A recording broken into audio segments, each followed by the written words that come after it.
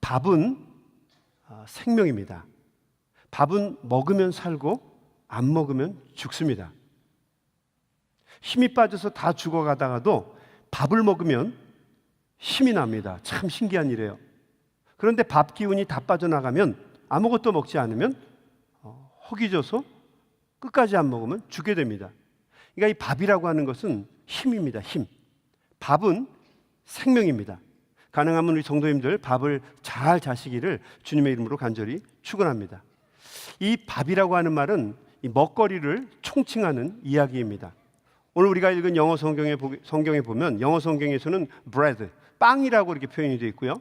우리가 가지고 있는 한국 성경에 보면 떡이라고 기록되어 있습니다. 빵이든 떡이든 우리가 이것을 모두 밥으로 먹기 때문에 밥이라고 표현하는 것이 더 우리의 피부에 와닿을 것이라고 생각이 됩니다. 밥은 생명입니다. 밥의 가치는 아무리 강조해도 결코 지나치지 않습니다. 우리 옛 속담에 사흘 굶어서 도적절하지 않는 사람이 없다라는 이야기가 있습니다. 밥이라고 하는 게 그렇게 소중하고 너무너무 귀한 것입니다. 배가 고프면 버틸 수 있는 장사가 한 사람도 없는 것입니다. 그래서 이 밥이라고 하는 것은 파워, 곧 힘입니다. 밥은 생명이에요. 그래서 우리 한국 사람들은 특별히 밥을 소중히 여깁니다. 그래서 우리는 밥심으로 살아가는 사람들이에요. 그죠? 그래서 우리 어렸을 때도 보면 우리 부모님들이요, 밥 먹는 거를 소중히 생각을 하셨어요. 그래서 급하게 나가면 야, 찬물에 밥 얼른 말아서 훅떡 마시고 나가라, 그런 얘기를 하셨어요. 왜 그러냐면 밥은 힘이고 생명이라고 사람들이 믿었기 때문이죠. 우리 한국 사람들의 인사에도 보면 밥과 연관된 인사가 참 많이 있습니다. 그래서 인사를 할 때도 저한테 그렇게 인사하시는 분들이 많아요. 목사님 식사하셨나요? 아침에 보면 끼니별로 또 나누어서 질문하시는 분이 있으세요. 목사님 아침 진지 하셨나요? 그래요. 아침 식사하셨나요? 아유, 먹었습니다. 점심에 보면 목사님 점심 식사하셨나요? 목사님 저녁 잡수셨나요? 제가 목사인데 먹산 줄 아시는가 봐요, 그분이. 계속 먹었냐고 이제 물어보시는 거예요. 또 어떤 분은 점잖게 이렇게 얘기를 하십니다. 목사님 나중에 우리 시간 되시면 뭐예요? 밥 한번 먹읍시다, 그렇게 얘기를 하세요. 우리 저만 그런 게 아니라 우리 저한테만 그러는 게 아니라 우리 성도님들이 다 그렇습니다. 시간 되면 밥 한번 먹자. 이 속에는 어떤 의미가 있냐면 밥을 함께 먹으면 우리가 한 팀이 된다, 한 식구가 된다라고 하는 의식이 알게 모르게 우리의 생각 속에 들어있기 때문입니다. 근데 이 말이 또 맞는 것이요, 밥을 같이 먹다 보면 정이 들고 밥을 나누다 보면 삶을 나누게 되고 말 그대로 정말 한 덩어리가 되는 것을 우리는 경험하게 됩니다. 예전에 한국에서 목회할 때 큰 교회를 섬기시던 목사님께서 우리 젊은 사람들에게 목회자 세미나를 열어서 목회자 트레이닝을 시켜주신 적이 있었어요. 그 목사님이 이런 말씀을 하셨어요. 이 다음에 목회를 잘 하시고 싶으면 교인들하고 밥을 잘 먹으십시오, 그 얘기를 하셨어요. 밥을 잘 먹는 거, 그게 목회 성공의 비결입니다. 그러면서 이분이 하신 말씀이, 당신은 이제 교회를 이끄시는데 이제 교인들이 많아서 그랬겠죠. 심각한 회의를 하게 되면 절대로 그 무거운 이슈를 교회 안에서 나누지 않는다는 거예요. 반드시 싸운다는 거죠. 그래서 중요한 대화, 아주 굉장히 중요한 거를 이야기하게 되면 그 교회 옆에 있는 그 식당 하나를 다 빌린다는 거예요. 그리고 교회의 중직들, 장로님들, 대표들이 다 같이 모여서 밥을 먹는데 그 메뉴는 하나로 정한다는 거예요. 매기 매운탕, 조기 매운탕, 민어 매운탕, 이런 거를 이렇게 시켜서 먹는다는 거죠. 우리 저 대표들이 그 국을 먹을 때 어떻게 먹겠어요? 좋다, 그러면서 먹을 거 아니에요? 야, 좋다. 목사님 얼큰하고 좋네요. 그때 목사님께서 그 중요한 아주 민감한 이슈를 얘기하는 겁니다. 이번에 우리 교회에서 암만 해도 우리 새롭게 난 그 부지를 사야 교회 미래에 좋을 것 같은데 우리 대표들은 어떻게 생각하세요? 우리 장로님들은 어떻게 생각하세요? 좋다, 좋습니다 목사님, 이렇게 넘어간다는 거죠. 좋습니다, 네, 힘들고 어려워도 우리가 사야죠. 좋습니다, 좋다, 이렇게 넘어간다는 거예요. 이게 별 얘기 아닌 것 같은데 목회를 해보면 해볼수록 이게 참 지혜다라는 생각을 갖게 되었어요. 먹는 것이 그렇게 중요하다는 거죠. 여러분, 정말 밥은 중요합니다. 밥은 중요해요. 하나님께서도 밥이 얼마나 소중한지를 아셨어요. 그래서 출애굽한 이스라엘 백성들을 광야에서 그들을 하나님의 백성으로 교육을 시키실 때 하나님께서 사용하신 도구가 뭐냐면 밥입니다. 밥. 생각해 보세요. 200만 명이 넘는 사람들이 광야에 나와서 어디에서 먹을 것을 구하겠습니까? 막막하고 답답하고 절망적이었겠죠. 그래서 하나님께서는 바람의 방향을 바꾸어서 메추라기를 이스라엘 사람들에게 제공해 주시기도 하고, 또 이른 아침에 진영 바깥으로 나가게 되면 가시같이 생긴 만나라고 하는, 만나라는 말의 뜻은 무엇입니까? What is that? 저게 뭐냐 그 뜻이에요. 사람들이 저게 뭐야? 그게 만나라는 뜻인데 그 양식의 이름이 된 겁니다. 그 만나가 수북하게 광야에 내리는 겁니다. 그러면 사람들이 그것을 갖다가 가져다가 그걸 갖다가 먹었어요. 그래서 이스라엘 사람들에게 하나님은 당신께서 생명을 주시는 주인이시다라고 하는 것을, 먹을 것을 주시고 밥을 주시는 분이다라고 하는 것을 출애굽한 이스라엘 백성들에게 가르쳐 주신 것입니다. 또 먹을 것을 통해서 주님께서는 당신에게 순종하는 법을 가르치셨어요. 만나를 가져오는데 많이 가져오지 말고, 사람이 욕심이 지배하게 되면 끝이 없거든요. 그러니까 반드시 만나를 가져오는데 한 사람당 한 오멜의 분량만 가지고 와라. 한 오멜이라고 하는 것은 요거 한 컵 정도의 분량입니다. 한 컵 정도의 분량, 한 밥그릇만 가지고 와서 먹어라 라고 하는 거예요. 사람들이 이 맛이 어떤가 볼까요? 만나가 좋네요. 이 만나를 한 오멜만 가져와라 그랬어요. 자, 여러분 생각해 보세요. 여러분은 한 오멜만 가지고 올까요? 아니면 또 꿍쳐서 챙겨 올까요? 전자요, 후자요? 네? 네, 그러니까 말이에요. 우리가 성경을 읽으면서 그 이스라엘 백성들 너무 욕할 필요가 없어요. 그 사람들의 모습이 어떻게 보면 우리들의 모습인 거죠. 내일 하나님께서 만약에 변덕을 부리셔서 마음을 바꾸셔서 만나를 내려주시지 않으면 어떻게 하나? 이민 생활을 살아가고 있는 우리들, 이 돈을 누구한테 빌려주거나 선한 일에 사용을 하고 나면 내일 만약에 무슨 일이 생기면 우리 어떻게 하나? 별로 다르지 않은 거예요. 하나님을 믿지 못하는 거예요. 그래서 그 많은 사람들이 한 오멜만 이 만나를 가져온 것이 아니라 여러 개의 밥그릇을 챙겨가서 많이 가지고 왔어요. 한 사람만 그런 게 아니에요. 모든 사람이 그랬습니다. 자, 이른 아침이 되고 나니까 그 남겨둔 만나 때문에 온 진영이 썩는 냄새로 진동을 하는 것입니다. 그것은 음식이 썩는 냄새가 아니라 우리의 마음이 썩는 냄새고, 욕심이 썩는 냄새고, 하나님을 믿지 못하는 우리의 연약한 믿음이 썩는 냄새예요. 모세가 그들을 꾸짖죠. 이스라엘 백성들은 이런 과정을 통해서 하나님을 배워가는 것입니다. 하나님의 믿음을 알아가는 것이고요, 하나님이 신실하신 분이라고 하는 것을 깨달아 알아가는 것입니다. 변함없는 주님께서 광야 생활을 하고 있는 이스라엘 사람들에게 저녁에는 메추라기를 보내주시고, 또 이른 새벽에는 만나를 내리셔서 신실하게 그들을 거두어 먹이는 것을 경험하면서 이스라엘 사람들은 하나님이 우리에게 생명을 주시는 밥이다라고 하는 것을 경험하게 됩니다. 밥은 중요한 거죠. 우리 신약 성경에도 보면 복음서에 예수님께서 공생애를 시작하시기 전에 광야에 나가서 40일 동안 금식으로 기도를 하십니다. 곡기가 입안에 들어가지 않으니까 너무너무 배가 고프고 허기진 겁니다. 이때 사탄이 와서 예수님에게 시험을 합니다. 사탄도 우리 인간이 무엇이 필요한지, 우리가 무엇에 약한지, 그리고 무엇을 제일 무서워하는지 잘 압니다. 그래서 사탄은 우리 인간의 모습을 쓰신 예수님에게, 하나님의 아들 예수님에게 제일 먼저 밥을 가지고 시험을 던지게 됩니다. 내가 만약에 하나님의 아들이 맞다면, 내가 이 땅을 구원하러 올 메시아가 맞다면 여기 있는 이 돌을 밥으로 만들어 먹어보아라. 돌은요 절대로 밥이 될 수도 없고 되어서도 안 됩니다. 하나님의 뜻이 아니에요. 오늘 이 시대를 살고 있는 많은 사람들이 여러 가지 불의한 방법으로 잘못된 편법을 써서 돌을 빵으로 만들고 밥으로 만들려고 하는 시도들을 얼마나 많이 합니까? 옳고 그름을 떠나서 욕심을 채우려고 많은 사람들이 돌을 밥으로 만드는 비합리적이고 비신앙적인 행동들을 우리는 서슴지 않고 한다는 거죠. 예수님께서는 단호하게 배격하셨어요.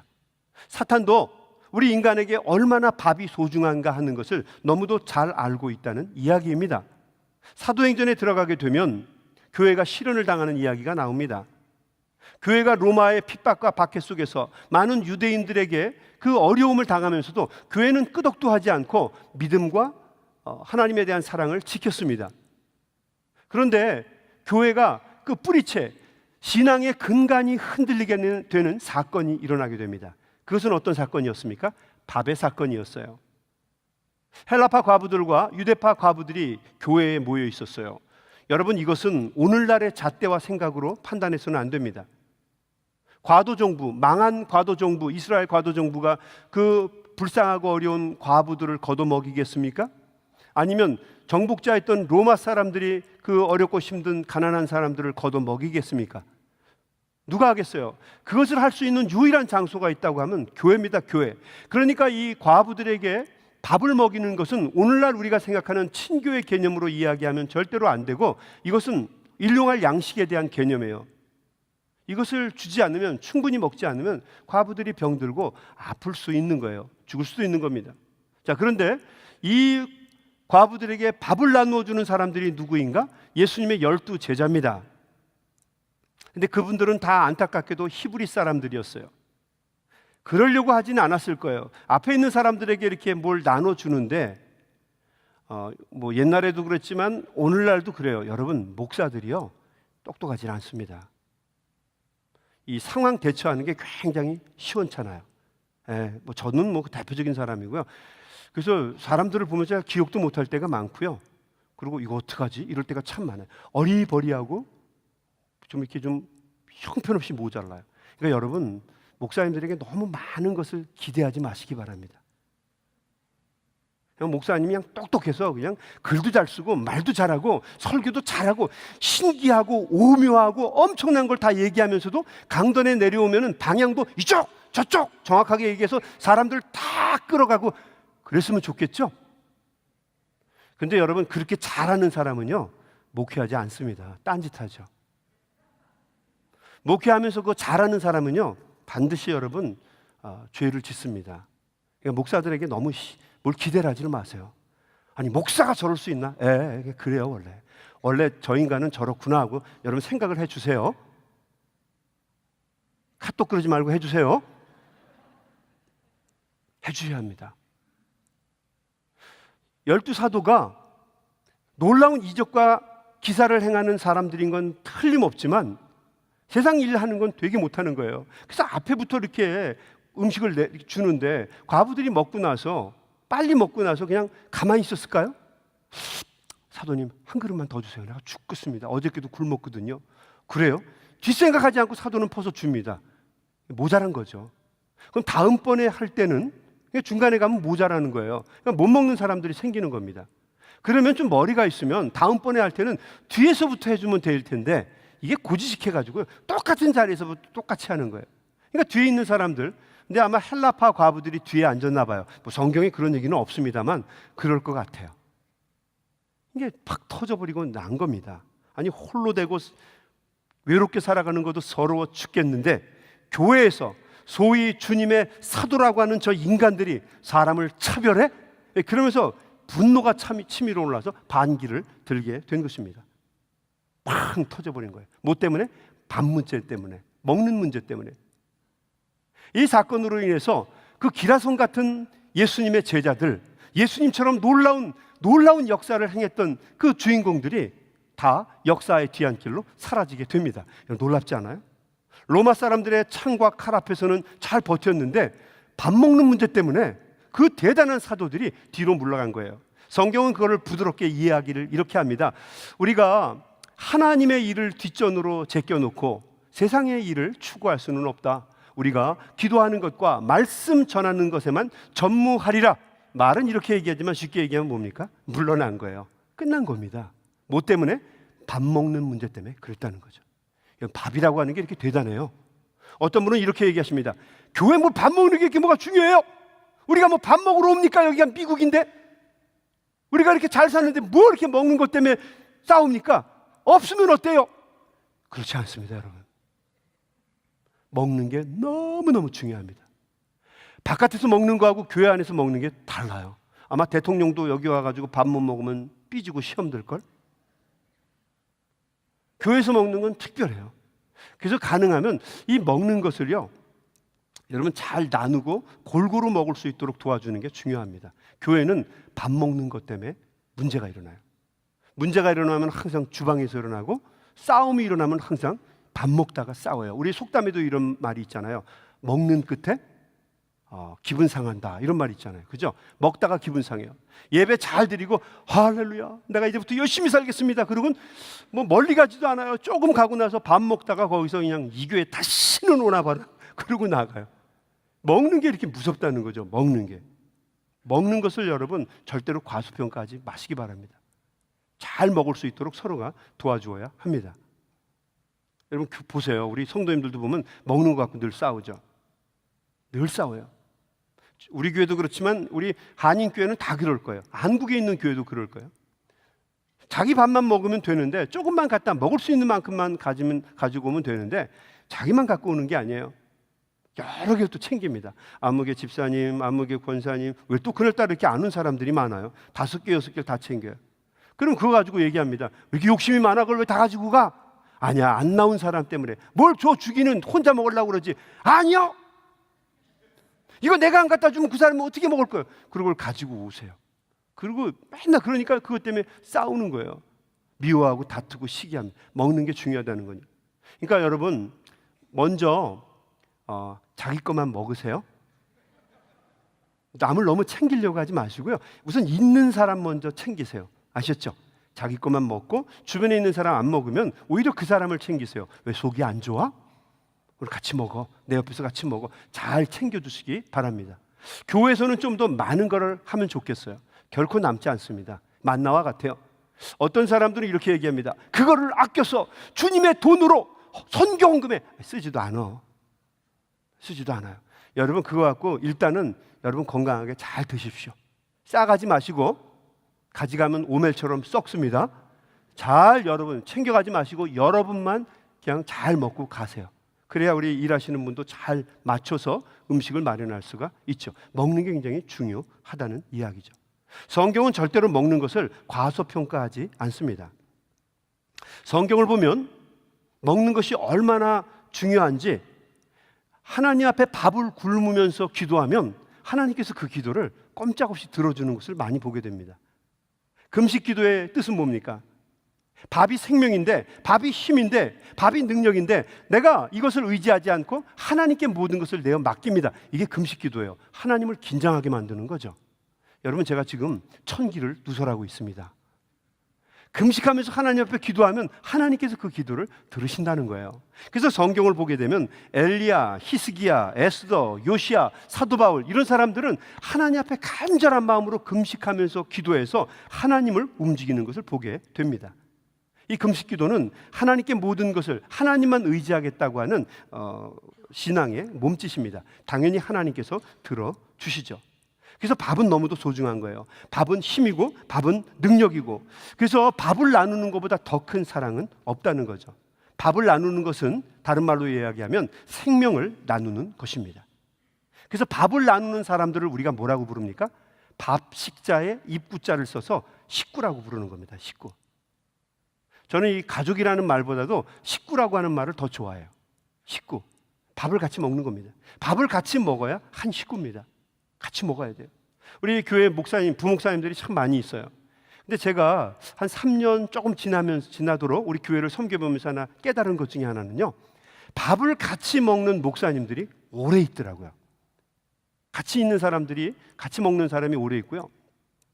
바깥에 나가는 목사님들이 밥 시간만 되면 안 먹고 이렇게 딴 데 가서 먹고 그러는 놈들이 많이 떠나더라고요. 아무개 성도님과 오늘 식사 준비가 있습니다. 오늘 제가 무슨 일이 있어서 가봐야겠습니다. 그래서 남겨진 사람인데, 남겨진 사람, 같이 밥을 먹는 사람은 떠난 사람이 한 사람도 없어요. 신기하죠? 근데 사역이 있어서 뭐가 있어서 다 당연하죠. 바쁘는 게 당연해요. 근데 밥을 안 먹는 분들은요, 어떻게 된 이유인지 모르겠지만 다 떠나더라고요. 개척을 하기도 하고, 기존의 교회를 나가기도 하고, 또 한국으로 돌아가기도 하고, 많은 일들이 일어나더라고요. 공통점은 뭐예요? 밥을 같이 안 먹는 사람은 그렇게 되더라고요. 신기해요. 우리 성도님들도 그렇더라고요. 여러분, 저는 밥 먹는 거를 잘 못해요. 그래서 제가 참 실수를 많이 했는데, 그래서 이제는 좀 바꾸려고 합니다. 밥을 같이 먹어야겠다. 내가 설교는 개떡같이 해도 밥 하나는 칼같이 먹어야겠다. 요즘에 그런 생각을 하고 있습니다. 여러분, 식구라고 하는 이것은요, 같이 먹는 겁니다. 같이 먹어요. 주머니에 있는 콩 한 쪽도 같이 나누어 먹을 수 있을 때 우리는 그것을 식구라고 이야기를 합니다. 그래서 사랑의 최고의 표현은 밥을 같이 나누는 것입니다. 신약 성경에 나와 있는 기적 중에서 최고의 기적을 우리가 오병이어의 기적이라고 얘기하는데, 그 오병이어의 기적을 최고의 기적이라고 하는 이유는 어린아이가 자기가 먹어야 될 그 밥을 먹지 않고 다른 사람에게 나누어 주니까 그것이 5천 명이 먹고도 12광주리가 남는 기적을 이루더라는 이야기입니다. 같이 나누는 겁니다. 같이 먹는 거예요. 같이 먹으려고 하는 마음이 있으면 하나님께서 그렇게 부하게 만들어 주신다는 거죠. 근데 우리들은요, 얼마나 이 생각이 혼자 먹는데 익숙한지 이 오병이어의 기적 이야기를 꼭 보고도요, 숫자로만 모든 것을 생각하는 거예요.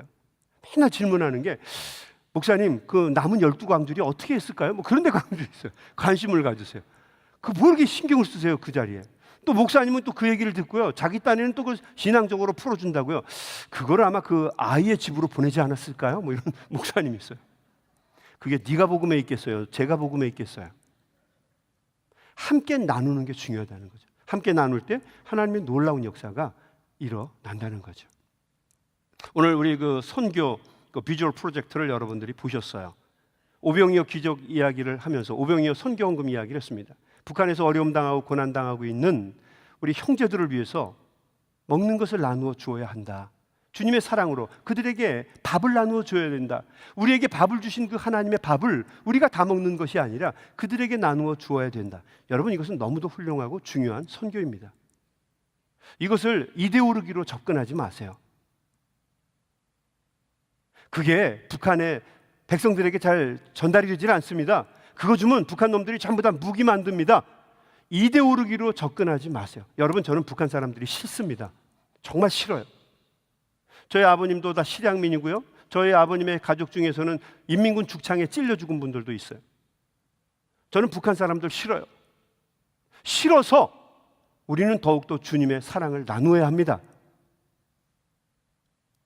밥이 생명이고 밥이 사랑이면 그 밥을 줘야 돼요. 기도하고 줘야 됩니다.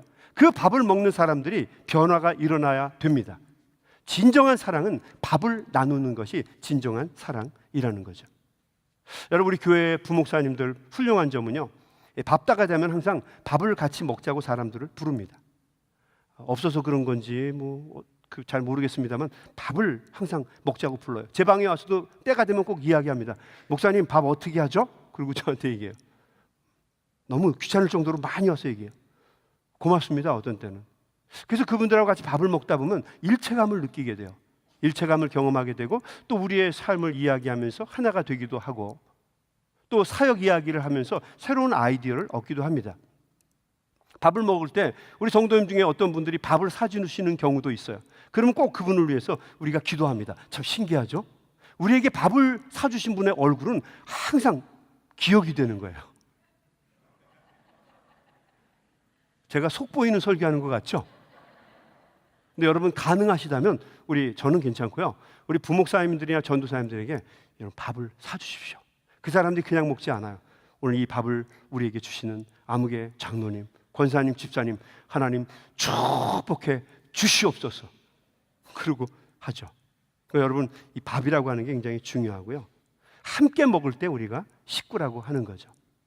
혼자서 먹으면, 먹는다고 얘기하지 않아요. 전문 용어가 있는데요, 혼자서 처먹는 사람들은요, 여러분, 그건 식구가 아니에요. 자기 배만 부리고 자기만 먹는 사람, 여러분, 그것은 절대로 식구가 될 수 없다는 거죠. 먹는 것은 생명이기 때문에 먹는 것을 나눌 때 우리는 식구라고 이야기를 할 수 있는 거죠.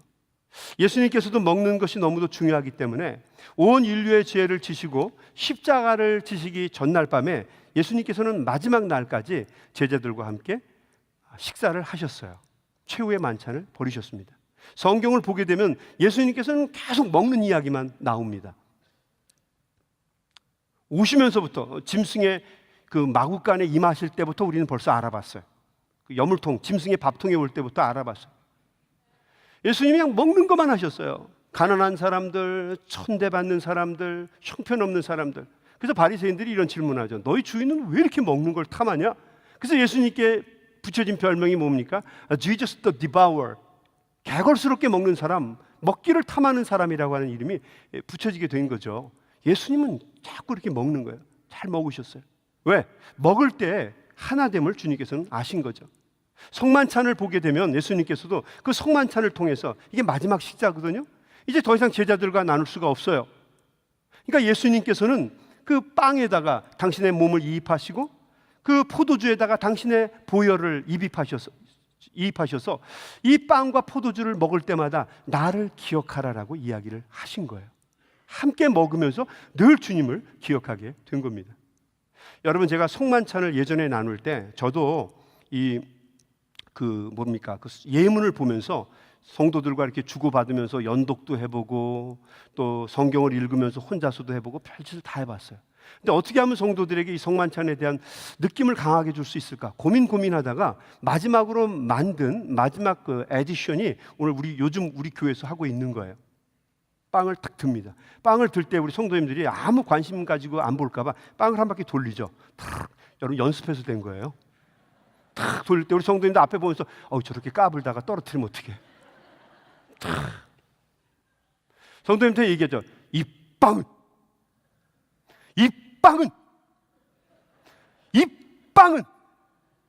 제 속마음에 어떤 생각이냐면 왜 이렇게 많아? 이제 그만할까? 용기를 내. 이 빵은 한 번 더 해. 이 빵은 너희를 위해 찢기는 나의 몸이니. 그러면서 빵을 이렇게 찢습니다. 그럼 사람들이 그거 보면서 그래. 오 마이 갓. 그러면서 이것을 먹음으로 주님을 기억하라 하셨습니다. 잔을 또 잔을 들어 축사하시면 말씀하시기를 잔을 듭니다. 이것도 잘 부어야 돼요. 이게 쪼르륵 부는 사람들이 하나부나하게 봐요. 근데 이거를 사람들이 보게 하려면 어떻게 해요? 붓는데 쫙 올려야 돼요. 근데 여러분 이거 연습 굉장히 많이 한 거예요. 여러분은 웃지만 저 1000번을 했을 거예요. 진짜로요. 그 성찬 정리하시는 분이 신기하지 않으세요? 어떤 분이 목사님 어떻게 한 번도 안 흘리세요? 연습해서 그래요. 연습.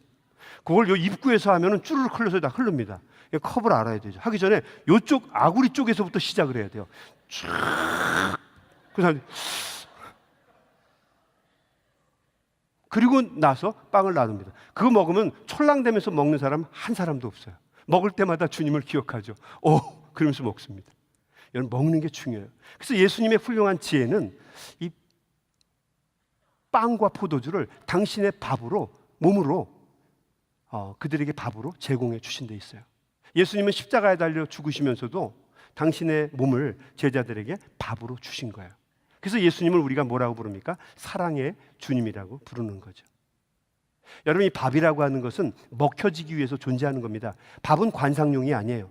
밥은 바라보려고 있는 것이 아닙니다. 밥은 그것을 우리가 먹을 때 가치가 있는 거예요. 밥이 된다는 이야기는 뭡니까? 희생된다는 얘기고요. 죽는다는 이야기예요. 예수님께서 오늘 본문의 말씀에 보면 당신을 갖다가 밥이라고 이야기를 하셨습니다. 35절 예수께서 이르시되 나는 생명의 떡이니 내게 오는 자는 결코 줄이지 아니할 터이요 나를 믿는 자는 영원히 목마르지 아니하리라. 생명의 밥으로 예수님께서 당신을 소개해 주신 것입니다. 밥을 먹고자 생명을 먹고자 나에게 오는 사람은 내가 하나도 버리지 않겠다는 거예요. 오늘 우리 본문에 나와 있는 말씀처럼 하나님의 뜻은 이들에게 영생을 주는 데까지 이르게 하는 것인데 예수님께서는 이들 모두에게 생명을 공급해주고 나중에는 영생에 이르도록 도와주겠다라고 하는 것이 예수님의 계획이십니다. 주님의 뜻이세요. 그래서 예수님의 생명을 먹기 위해서 우리가 교회에 오는 것입니다. 교회에 참석하게 되면 생명의 밥이신 예수님을 우리가 먹어야 합니다. 교회에 오셔서 예수님을 느낄 수 있을 때 느껴야만 우리가 생기를 회복하게 되고 생명력 있는 삶을 살아갈 수 있게 됩니다. 그러니까 이 교회는 너무너무 중요한 거예요. 교회가 왜 존재하는가? 예수님을 만나는 거죠. 교회에 와서 예수님을 만나고 예수님을 먹고 그래서 새 힘과 능력을 얻어야 세상에 나가서 힘들고 어려운 이민 생활을 되짓지 않고 낙심하지 않고 승리하는 삶을 살지 않겠습니까? 그러니까 이 교회 와서 예수님을 만나는 건 너무도 중요해요. 자, 밥의 문제로 교회의 가치를 우리가 풀어본다면 교회가 어떤 곳인가? 여러분, 첫 번째, 교회는 생명의 밥을 나누는 장소입니다. 그러므로 교회에 와서는 생명의 밥이신 예수님을 함께 나누는 데 집중해야 합니다. 우리가 매일 교회에 와서 말씀을 듣고 예배를 드리고 예전을 드리는 이유는 생명의 밥이신 예수님을 좀 더 구체적으로 느끼고 그 은혜를 경험하고 주님의 사랑을 체험하기 위해서 교회에 오는 것입니다. 그래서 교회에 오게 되면 생명의 밥이신 예수님을 반드시 먹어야만 합니다. 교회에 와서 다른 것 하느라고 예수님의 밥을, 생명의 밥을 먹지 못하면 그 사람은 어리석은 사람이에요. 옛날에 우리 어른들 같이 식사를 하실 때, 밥을 먹을 때 우리 어른들이 아이들에게 이런 이야기를 하셨어요. 밥 안 먹고 깔짝깔짝거리면 부모님이 이렇게 얘기하셨습니다. 야, 밥 가지고 장난치는 거 아니야? 그럼 들어보셨죠? 밥상 앞에서 딴전 부리는 거 아니야? 그러면서 야단을 치셨어요. 여러분, 생명의 밥이신 예수님 가지고 장난치는 거 아닙니다. 교회에 생명의 밥이신 예수님을 먹으러 왔는데 다른 거 하면서 딴전 부리는 거 아닙니다. 교회에 오면 생명의 밥이신 예수 그리스도를 경험하는데 우리가 집중해야 합니다. 그래야만 세상에 나가서 힘있고 능력 있게 살아갈 수 있습니다. 우리 예수님께서 이 당신의 몸을 그 밥으로 주셨다는 얘기는 죽겠다는 말을 전제로 한 얘기예요. 희생하겠다, 너희들을 위해서 내 사랑을 주겠다는 얘기입니다. 이거는 바보들이나 하는 얘기예요.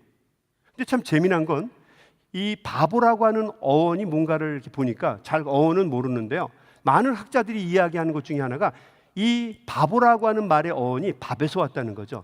이 밥이라고 하는 이 앞에 바보라고 하는 말의 이 바는요, 밥이라고 하는 단어 중에서 비읍 탈락으로 바만 남았다는 거예요. 바보. 그래서 어떤 사람은 밥보라고 얘기합니다. 그래서 바보는 밥보라는 거죠. 이 밥보는 밥을 잘 먹는 사람, 많이 먹는 사람을 바보라는 얘기가 아니라 바보는 밥이 된 사람을 바보라고 부르는 거예요.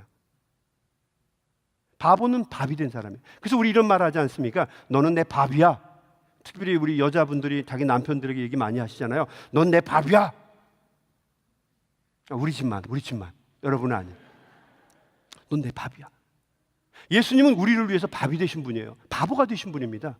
당신의 사랑을 우리에게 전해주시기 위해서 그 모진 십자가에 달려 죽으시면서까지 바보가 되셔서 우리에게 생명의 밥을 제공해 주신 분이세요.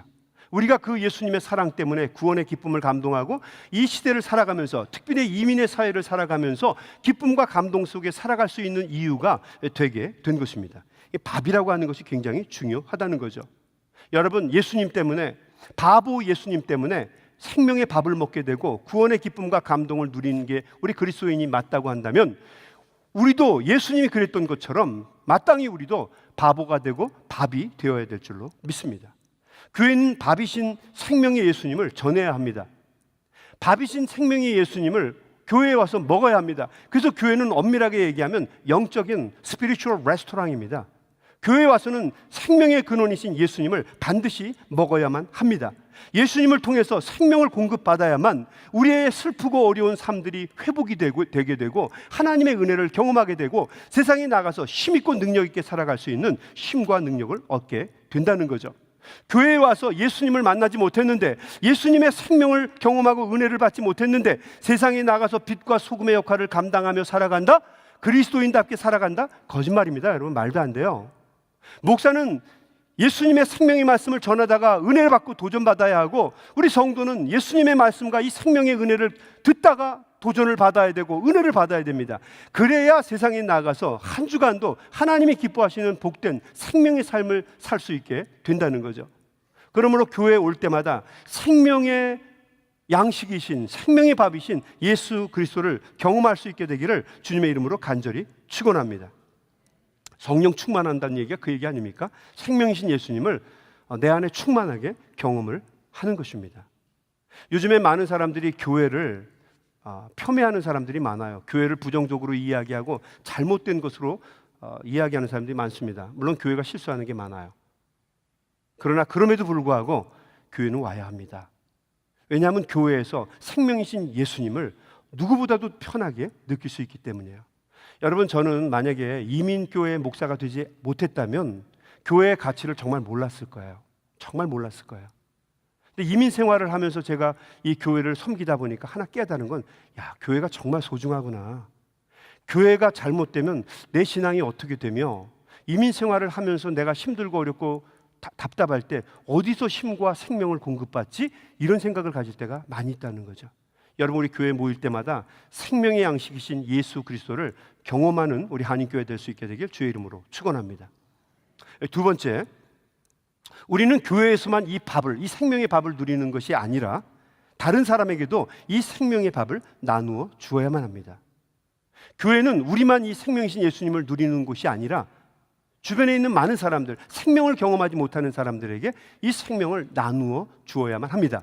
어떤 때는 이것을 우리가 전도라고 이야기도 하고, 또 어떤 때는 우리가 이것을 선교라고 이야기하기도 하고, 또 어떤 때는 이것을 우리가 헌신과 봉사와 섬김이라고 이야기도 합니다.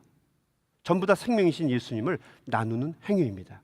교회에서도 나누어야지만 세상에 나가서도 나누어야 한다는 거죠. 예전에 한국에서 목회를 할 때 그 교회에 나가서 이렇게 평일날도 앉아 있으면 동네에 수많은 거지들이 교회에 동냥을 하러 오세요. 근데 참 신기한 거는 어떻게 이분들이 서로 겹치지도 않고 시간을 잘 이렇게 교대해가면서 그 시간 간격으로 잘 들어오시는지 모르겠어요. 대단한 조직력이에요. 신기한 거는 월요일 날 우리 교회는 대부분 쉬잖아요.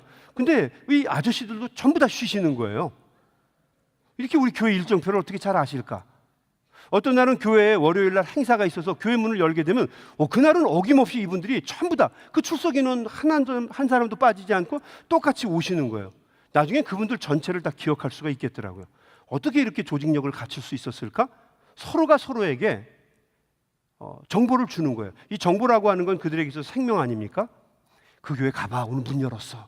서로가 얘기하면서 어김없이 와서 생명을 나누는 거예요. 예수님이 생명이신 것을 우리가 아는데 그것을 사람들에게 나누지 못한다면 우리는 한마디로 거지마트 못한 사람들이에요. 예수님, 생명이신 그 예수님을 우리 전할 수 있는 우리 한인교회 될 수 있게 되길 주의 이름으로 축원합니다. 마지막으로 우리가 이 밥이라는 문제로 교회에 대해서 이야기한다면 교회는 항상 생기가 넘치는 곳이어야 합니다.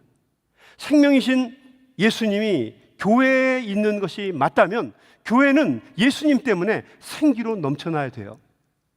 교회에 들어오면 항상 즐거워야 합니다. 마음에 평화가 있고 평안이 있어야 해요. 세상이 줄 수 없는 평안이 있어야 됩니다.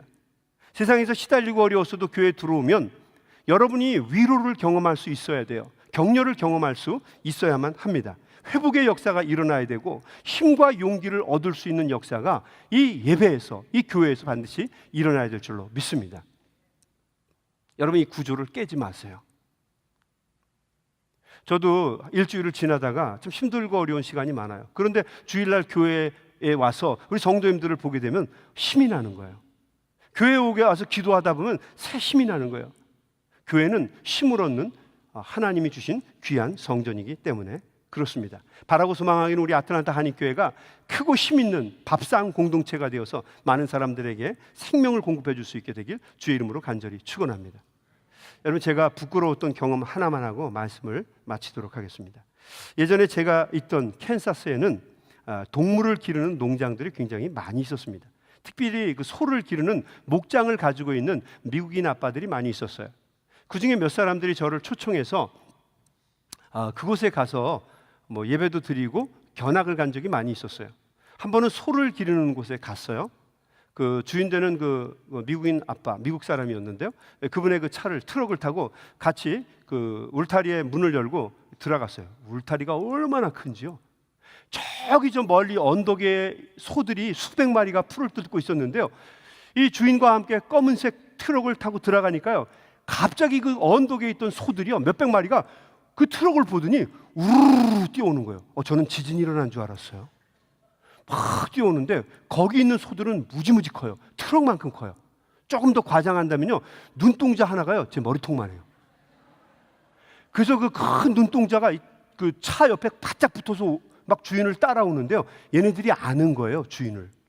바로 옆에서 오는데요, 이만한 눈동자가 저를 이렇게 따라오면서 옆에서 보는 거예요. 얘는 누구야? 얘 누구야? 저는 무서워서 벌벌벌 떠는 겁니다. 공포영화 찍는 줄 알았어요. 이따만한 눈동자가 옆에 붙어서 오는 거예요. 차려하고 있는데 주인은 그 소를 보면서 좋아 죽겠답니다. 너무너무 좋아하는 거예요. 중간에 이르게 되니까 주인이요, 그 차에서 트럭에서 내리니까 문을 딱 닫으니까 소들이, 이만한 소들이, 산만한 소들이요 막 서로가 와서 주인에게 오는 거예요. 저들이 주인의 만져주심을 바라며 주께 나아온지라. 서로가 막 밀치면서 오는데요, 혓바닥이 이따만한데 이 소들이요 그 긴 혀로요 개처럼 주인의 얼굴을 핥는 거예요. 주인의 만져주심을 바라면서 오는 거예요. 그러니까 주인이요 그 큰 소의 얼굴을 이렇게 쓰다듬어 주고요, 등어리를 이렇게 막 쓰다듬어 주니까 소들이 좋아서 펄쩍펄쩍 뛰는 거예요. 오, 놀라웠어요. 야, 나도 좀 해. 그리고 소를 밀어치고 들어오니까 주인이 또 그도 만져주고요, 난리가 났어요. 저는 무서워서 빨리 갔으면 좋겠어요. 한 놈이 와서 저한테 그러는 거예요. 야, 너 뭐 하고 있어? 좀 만지지. 그래서 무서워서 제가 만지지 못하겠는 거예요. 옆에 가니까요 조그만 송아지들이 있는 곳이 있었어요. 근데 이 송아지들은 난리가 난 거예요. 들어가니까 막 1m씩 펄쩍펄쩍 뛰면서 막 주인한테 오느라고 난리가 난 거예요. 제가 그거 보고 주인한테 물었어요. 여기 있는 소들을, 여기 있는 이것들을 어떻게 먹습니까? 그랬더니 그 주인이 저한테 이렇게 얘기하는 거예요. 목사님, 제가 먹지 않습니다. 남들이 먹습니다. 명언을 이야기를 하셨어요. 제가 그거 보면서 하나 깨달은 게요, 야, 저런 짐승들도, 동물들도 자기에게 밥을 주는 생명의 양식이 되는 주인을 저렇게 사랑하는데, 너무 목사나 우리 교인들이 생명의 밥이신, 우리 생명의 주인이신 예수님을 너무 헛되게, 너무 시원찮게 섬기고 있는 것은 아닌가. 예배도 너무 연약하게 드리고 그 생명의 주인이신 예수님을 너무 놓쳐버리는 것은 아닌가라고 하는 반성을 한 적이 있었습니다. 여러분, 바라고 소망하기는 우리 한인교회 생명의 밥이신 예수님을 힘있게 먹는 밥상 공동체가 되어서 우리의 주님을 만나기 때문에 항상 기쁨과 감동이 있고, 또 이 기쁜 감동과 이 사랑을 우리만 먹는 것이 아니라 다른 사람에게도 나누어주고, 또 교회 올 때마다 그 생명이신 예수님을 경험해서 우리의 삶 속에 아무리 힘들고 어렵고 고통스러운 일들이 있었어도 능히 이길 수 있는 하나님이 주시는 은혜를 경험하는 힘있고 능력 있는 우리 한인교회, 우리 한인 아틀란타 한인교회가 될 수 있게 되기를 주님의 이름으로 간절히 축원합니다.